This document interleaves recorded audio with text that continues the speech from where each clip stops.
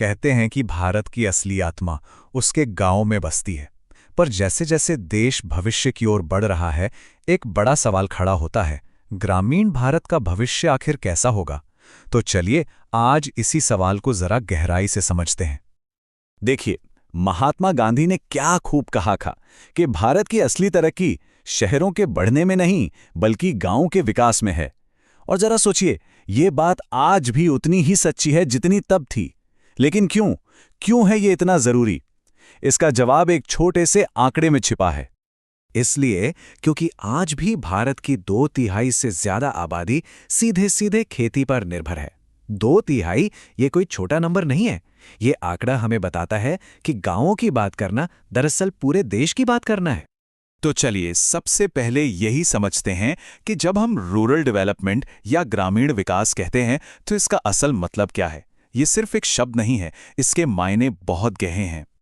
अक्सर लोगों को लगता है कि ग्रामीण विकास का मतलब है बस खेती किसानी को बेहतर बनाना। नहीं, ये उससे कहीं ज्यादा है।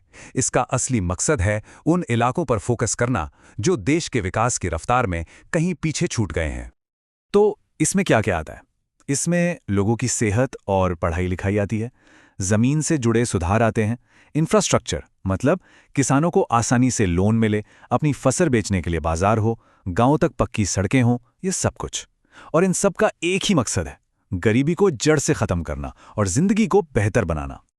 अच्छा, तो विकास के इतने सारे पहलू हैं, लेकिन शुरुआत कहां से होती है? सबसे पहली और सबसे बड़ी जरूरत क्या है? वो है पैसा, यानी क्रेडिट।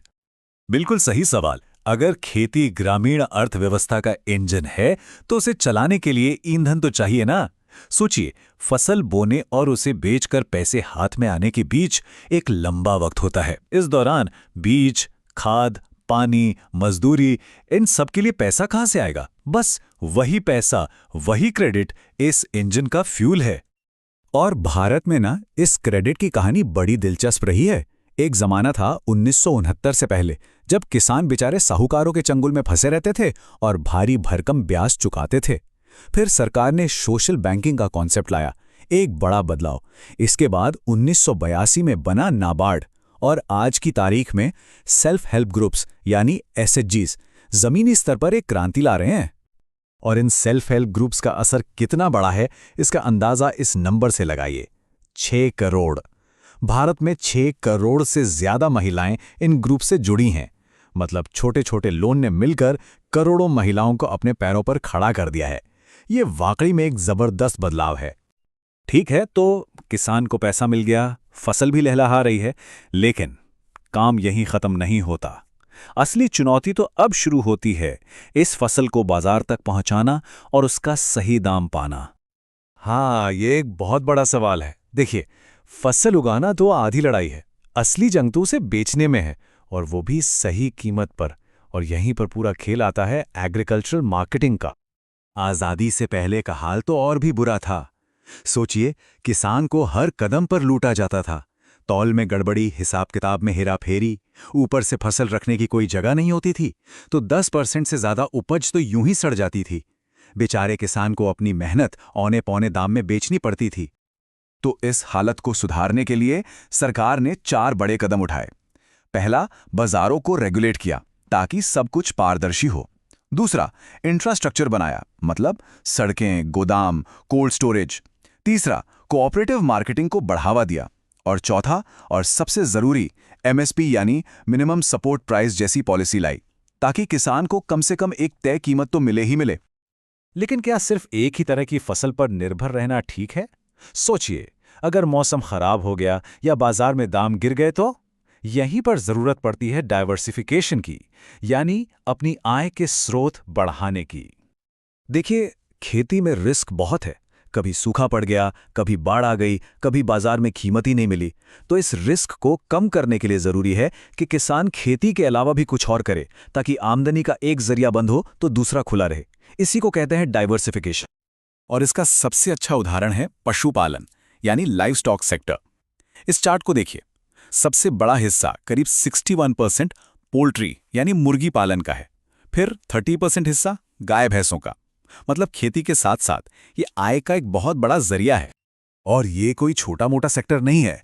7 करोड़ से भी ज्यादा। जी हां, 7 करोड़ से ज्यादा छोटे और सीमांत किसान अपनी रोज रोटी के लिए पशुपालन पर निर्भर हैं।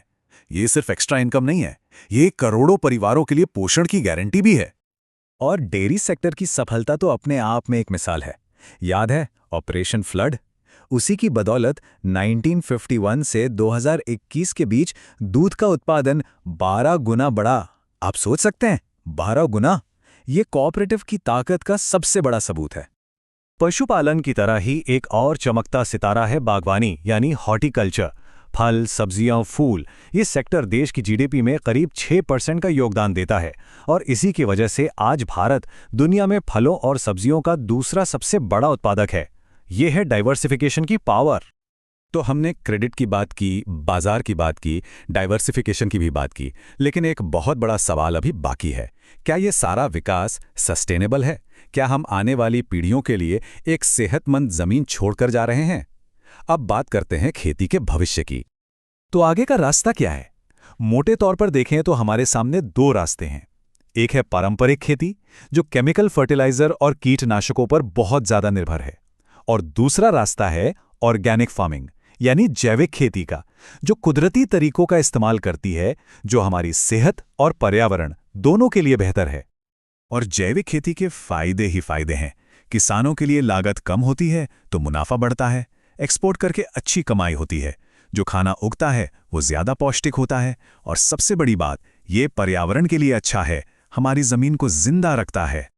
तो आखिर में हम इसी सवाल पर आकर रुकते हैं कि क्या हम खेती का कोई ऐसा तरीका अपना सकते हैं जो बढ़ती आबादी का पेट भी भरे और हमारी धरती को आने वाली पीढ़ियों के लिए महफूज भी रखे? ये एक बहुत बड़ा सवाल है और इसका जवाब हम सबको मिलकर ढूंढना होगा। इस पर सोचिएगा जरूर।